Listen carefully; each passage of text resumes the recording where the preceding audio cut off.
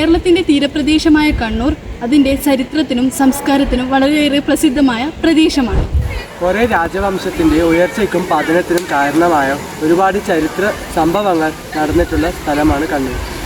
കണ്ണൂരിൻ്റെ ചരിത്രപ്രസിദ്ധമായ സെൻറ്റ് ആഞ്ചലോസ് കോട്ട, അറക്കൽ മ്യൂസിയം, ഉളിയത്തുകടവ് എന്നീ ചരിത്ര സ്മാരകങ്ങളുടെ ചരിത്രം നിങ്ങളിലേക്ക് എത്തിക്കാനുള്ള എളിയ ശ്രമമാണിത്.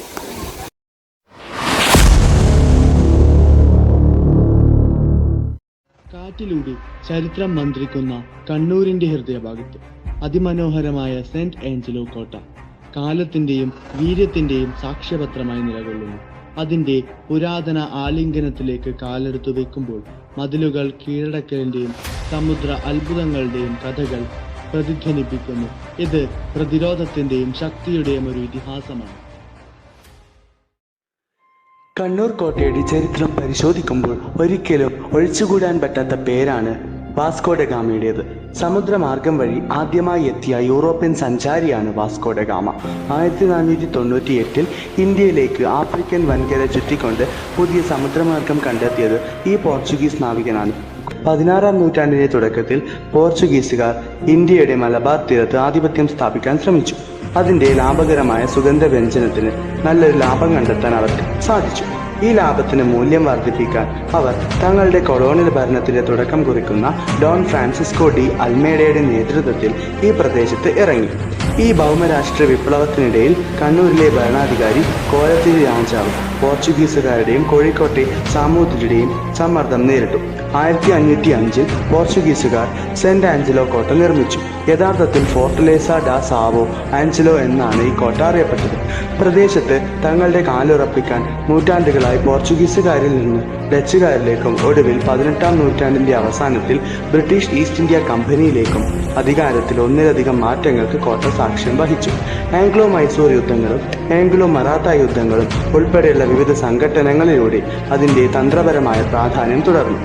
ഇന്ന് സെന്റ് ആഞ്ചലോസ് ഫോർട്ട് ഈ പ്രദേശത്തിന്റെ പ്രക്ഷുബ്ധമായ ചരിത്രത്തിന്റെ സാക്ഷ്യപത്രമായി നിലകൊള്ളുന്നു. നൂറ്റാണ്ടുകളായിട്ട് ഈ ഒരു കോട്ട ചരിത്രത്തിന്റെ ഓരോ കാര്യത്തിനും സാക്ഷ്യം വഹിക്കുന്നുണ്ട്. അതായത് ഈ ഒരു കോട്ട നിർമ്മിച്ചത് പോർച്ചുഗീസുകാരായിരുന്നു. അപ്പം പോർച്ചുഗീസുകാർ നിർമ്മിച്ച ഈ ഒരു കോട്ട പിന്നീട് അത് ഡച്ചുകാരിലേക്കും അതുപോലെ തന്നെ അത് പിന്നീട് ഇംഗ്ലീഷ് ഈസ്റ്റ് ഇന്ത്യ കമ്പനിയിലേക്കും കൈമാറപ്പെട്ടിട്ടുണ്ട്. അപ്പോൾ നമ്മൾ ഈ ഒരു കോട്ടയുടെ ഇടനാഴിൽ പോകുമ്പോൾ നമുക്ക് ഈ കോട്ടയുടെ ചരിത്രം നമ്മളെ കൂടുതൽ മനസ്സിലേക്ക് എത്തിച്ചേരും. അതുപോലെ കടലിന്റെ വിസ്തൃതിയിലേക്ക് നോക്കുമ്പോഴും കൂടുതലായിട്ടും ആ കടലിന്റെ സാഹസികതയെക്കുറിച്ചും മറ്റുമെല്ലാമുള്ളൊരു നമ്മളെ വിളിച്ചോതുന്നുണ്ട് ആ ഒരു കടലിലേക്ക് നോക്കുമ്പോൾ. അതുപോലെ തന്നെ നമ്മളെ ഈ കോട്ടയുടെ ചരിത്രം നമ്മളെ കൂടുതൽ മനസ്സിലാക്കാൻ വേണ്ടി സാധിക്കും. ഇപ്പോൾ 2015 ഈ കോട്ടയുടെ കൂടുതൽ സൗകര്യങ്ങൾ വർദ്ധിപ്പിക്കുന്നതിന്റെ ഭാഗമായിട്ട് ഒരു ഖനനം നടത്തിയിട്ടുണ്ടായിരുന്നു. അപ്പോൾ ആ ഖനനത്തിൽ ഏകദേശം 1500ഓളം പീരങ്കി ഉണ്ടകൾ ഇവിടുന്ന് കിട്ടുകയുണ്ടായി. അത് ഏകദേശം 250 ഗ്രാം മുതൽ 9 കിലോ വരെ ഭാരം വരെയുള്ള പീരങ്കി ഉണ്ടകൾ ഇവിടുന്ന് കിട്ടിയിട്ടുണ്ട്. ഇനി ഈ കോട്ടയുടെ വാസ്തുപരമായ പ്രത്യേകതകളെ പറ്റി പറയുകയാണെങ്കിൽ 16-ാം നൂറ്റാണ്ടിലാണ് പോർച്ചുഗീസുകാർ ഈ ഒരു കോട്ട ഉണ്ടാക്കുന്നത്. അപ്പോൾ അന്ന് നിർമ്മിച്ച സമയം മുതൽ ഇന്ന് വരെ തന്നെ ഈ കോട്ടയുടെ പ്രൗഢി ഒട്ടും ചോർന്നിട്ടില്ല. ഈ ഒരു കോട്ട എന്ന് പറയുമ്പോൾ ലാറ്ററൈറ്റ് കല്ലുകളും ഇഷ്ടികകളും കൊണ്ടൊക്കെയാണ് ഈ കോട്ട ഉണ്ടാക്കിയത്. അപ്പോൾ ഈ ഒരു കോട്ടയിൽ നൂറ്റാണ്ടുകളുടെ സമുദ്ര വ്യാപാരത്തിൻ്റെയും കൊളോണിയൽ അധിനിവേശങ്ങളുടെയും അടയാളം വഹിക്കുന്നു. അതിൻ്റെ ഏറ്റവും പ്രധാനമായ സ്ഥാനം ഡച്ചുകാരും ബ്രിട്ടീഷുകാരും ഉൾപ്പെടെ വിവിധ കൊളോണിയൽ ശക്തികളുടെ ഒരു കോട്ടയാക്കി മാറ്റി. പിന്നെ ഈ കോട്ടയ്ക്ക് എന്ന് വെച്ചാൽ നമ്മളോട് തന്നെ ഒരുപാട് കാര്യങ്ങൾ പറയാനുണ്ട്. യുദ്ധങ്ങളുടെയും പറയാത്ത കഥകളുടെയും പ്രതിധ്വനികളാൽ ചുറ്റപ്പെട്ട കാലത്തേക്ക് നമ്മളെ ഈ കോട്ട തിരികെ കൊണ്ടുപോകുന്നുണ്ട്. പിന്നെ എന്ന് വെച്ചാൽ സുഗന്ധവ്യഞ്ജനങ്ങളും പട്ടുനൂലുകളും ദൂരദേശങ്ങളെക്കുറിച്ചുള്ള സ്വപ്നങ്ങളും നിറച്ച എണ്ണമറ്റ കപ്പലുകൾ ഈ വീക്ഷണകോണിൽ നിന്ന് നമുക്ക് സങ്കല്പിക്കാൻ കഴിയും. ഇന്ത്യയിലെ തന്നെ ഏറ്റവും പ്രകൃതി രമണീയമായ മലബാർ തീരത്താണ് ഈ കോട്ട സ്ഥിതി ചെയ്യുന്നത്. അപ്പോൾ ഈ കോട്ട എന്ന് പറയുമ്പോൾ ഈ പ്രദേശത്തിൻ്റെ സമ്പന്നമായ ചരിത്രത്തിൻ്റെയും സമുദ്ര പാരമ്പര്യത്തിൻ്റെ ഒക്കെ ഒരു തെളിവും പ്രതീകവും ഒക്കെയാണ്. പിന്നെ അറബിക്കടലിൻ്റെ തിരമാലകൾ അതിൻ്റെ കാലാവസ്ഥ ഭിത്തിയിൽ പതിക്കുമ്പോൾ കോട്ടയുടെ കഥകളും അധിനിവേശവും വ്യാപാരവും ഒക്കെ മന്ത്രിക്കുന്നുണ്ട്. പിന്നെ നൂറ്റാണ്ടുകളായിട്ട് സെന്റ് ആഞ്ചലോസ് ഫോർട്ട് ചരിത്രത്തിൻ്റെ ഒഴുക്കിന് സാക്ഷ്യം വഹിച്ചിട്ടുണ്ട്. പോർച്ചുഗീസുകാരിൽ നിന്നും ഡച്ചുകാരിലേക്കും പിന്നീട് ബ്രിട്ടീഷ് ഈസ്റ്റ് ഇന്ത്യ കമ്പനിയിലേക്കും കൈമാറിയിട്ടുണ്ട്. അപ്പോൾ ഓരോ ജേതാവും അതിൻ്റെ ഉയർന്ന കോത്തളങ്ങളിലും തകർന്ന കോത്തളങ്ങളിലുമൊക്കെ അവരുടെ മുദ്ര പതിപ്പിച്ചിട്ടുണ്ട്. പക്ഷെ എന്നാലും പീരങ്കി വെടിവെപ്പിൻ്റെയും സാമ്രാജ്യങ്ങളുടെ ഏറ്റുമുട്ടലിൻ്റെയും പ്രതിധ്വനികൾക്കിടയിൽ സെൻറ് ആഞ്ചലോ കോട്ട സാംസ്കാരിക സംയോജനത്തിൻ്റെയും വിനിമയത്തിൻ്റെയും നിമിഷങ്ങൾ സാക്ഷ്യം വഹിച്ചിട്ടുണ്ട്. അതിൻ്റെ മതിലുകൾക്കുള്ളിൽ വിദൂര ദേശങ്ങളിൽ നിന്നുള്ള വ്യാപാരികൾ ഇടകലർന്നിട്ടുണ്ട്.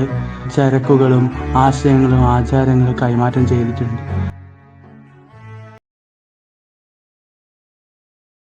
കേരളത്തിലെ ഏക രാജമുസ്ലിം കുടുംബമായിരുന്നു അറക്കൽ കുടുംബം എന്ന് പറയുന്നത്. മറ്റ് ഹിന്ദു രാജാക്കന്മാരെ പോലെ തന്നെ മരുമക്കത്തായിരുന്നു അറക്കലിനും പിന്തുടരുന്നത്. കുടുംബത്തിലെ മൂത്തയാൾ, അത് സ്ത്രീ ആയാലും പുരുഷനായാലും രാജാവാകുകയായിരുന്നു പതിവ്. പുരുഷനാണെങ്കിൽ അലി രാജാവെന്നും സ്ത്രീ ആണെങ്കിൽ അറക്കൽ ബീവി എന്നും വിളിച്ചിരുന്നു. അതുപോലെ കണ്ണൂരും ലക്ഷദ്വീപും ഭരിച്ചിരുന്നതും അതുപോലെ കച്ചവടം വഴി യൂറോപ്പ് ഉൾപ്പെടെ ലോകത്തിലെ പല ഭാഗങ്ങളിലും ബന്ധവും ഉണ്ടായിരുന്നു ഈ ഒരു അറക്കൽ കുടുംബത്തിന്.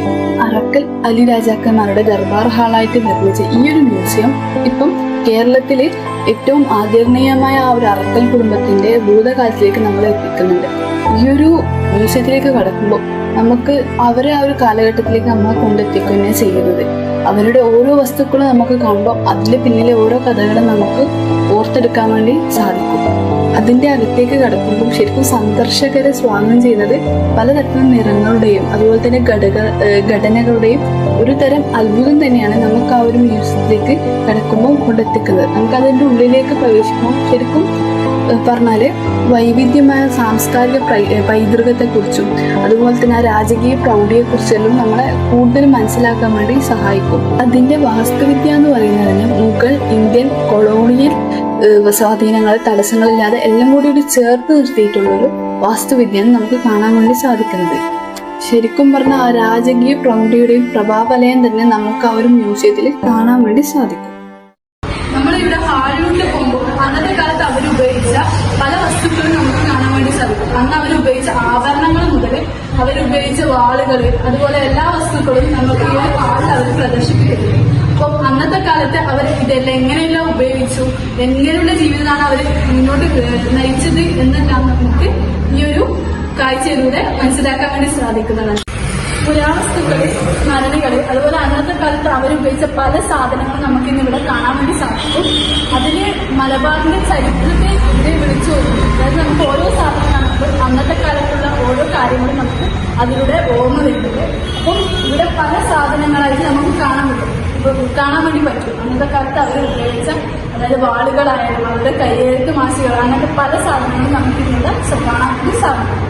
നമ്മൾ ആ ഒരു അറക്കൽ മ്യൂസിയത്തിന്റെ ആ ഒരു ഇടവഴിയിലൂടെ നടക്കുമ്പോൾ നമുക്ക് ശരിക്കും പറഞ്ഞ നൂറ്റാണ്ടിന്റെ ചരിത്രം നമുക്ക് അതിലൂടെ മനസ്സിലാക്കാൻ വേണ്ടി സാധിക്കും. അതുപോലെ തന്നെ ഒരു കാലത്ത് അപാരമായ ശക്തിയും സ്വാധീനം ചെലുത്തിയ ഒരു രാജവംശത്തിന്റെ ഒരു കഥകളാണ് നമുക്ക് ഈ ഒരു മ്യൂസിയത്തിലൂടെ പറഞ്ഞു തരും. അന്നത്തെ കാലത്ത് കണ്ടെത്തിയ പല കാര്യങ്ങളെ കുറിച്ചിട്ടൊന്നും നമുക്ക് ഈ ഒരു അറക്കൽ മ്യൂസിയത്തിലേക്ക് ചെല്ലുമ്പോൾ നമുക്ക് മനസ്സിലാക്കാൻ വേണ്ടി സാധിക്കും. അതുപോലെ തന്നെ അവരുടെ ആ മഹത്തായ സിംഹാസനങ്ങൾ മുതൽ അവരുടെ അന്നത്തെ കുലീനമായ സ്ത്രീകളിൽ അലങ്കരിച്ച സങ്കീർണമായ ആഭരണങ്ങൾ വരെ നമുക്ക് ആ ഒരു മ്യൂസിയത്തിലേക്ക് കടന്നു വരുമ്പോൾ നമുക്ക് കാണാൻ വേണ്ടി സാധിക്കും. ഓരോ പുരാവസ്തുവിലും അതിൻ്റെതായ കഥകളും അവർക്ക് പറയാനുണ്ട്. അവിടെ അന്നത്തെ കാലം അവർ ഉപയോഗിച്ചിരുന്ന വീട്ടുപകരണങ്ങൾ മുതൽ അവരെ പരമ്പരാഗത വസ്ത്രങ്ങൾ വരെ നമുക്ക് എല്ലാം അവരെ ഈ തലമുറകളായി കൈമാറിയെത്തിയ ആ ഒരു എല്ലാ വസ്തുക്കളും നമുക്ക് അവിടെ കാണാൻ വേണ്ടി സാധിക്കുന്നുണ്ട്. അതുപോലെ അന്നത്തെ കാലത്തുള്ള അവരുടെ ലിഖിതങ്ങളായാലും അവരുടെ ആയുധങ്ങളായാലും എല്ലാം നമുക്ക് അവിടെ കാണാൻ വേണ്ടി സാധിക്കുന്നതാണ്.